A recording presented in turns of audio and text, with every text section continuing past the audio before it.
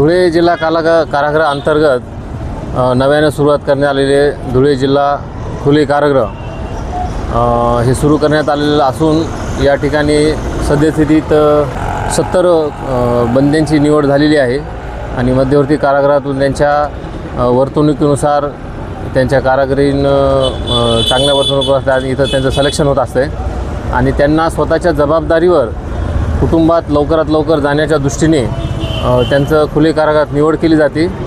त्यानुसार जो काल पलायन केलेला बंदी आहे, बंदी क्रमांक 58 भिकन नजीर पिंजारी, यास देखील दैनंदिनीप्रमाणे आपल्या खुले कारागृहात जवळपास एक 15 ते 16 एकर जमीन आपली नदीबागला आहे आणि 6-7 एकर जमीन आपली बावडीबाग म्हणून असे 2 शेतीशेड आहेत।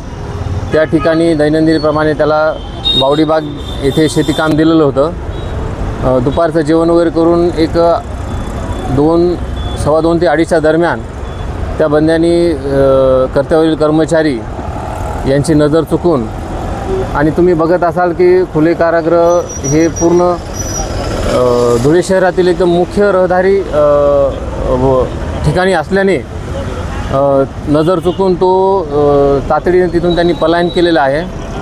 तर त्याबाबत आम्ही संबंधित पोलीस स्टेशन धुळे शहर पोलीस स्टेशन येथे BNS 262 अंतर्गत त्याच्यावर गुन्हा पण दाखल केलेला आहे। आमचे कारागृह कर्मचारी अधिकारी यांनी पण त्याचा काल शोधाशोध घेतलेला आहे आणि पोलीस स्टेशनमार्फतसुद्धा त्या बंद्याचा शोध घेणे सुरू आहे आणि तो पिंपळगाव बसवंत तालुका निफाड जिल्हा नाशिक येथील रहिवासी आहे। तर त्याचा शोध घेणं चालू आहे।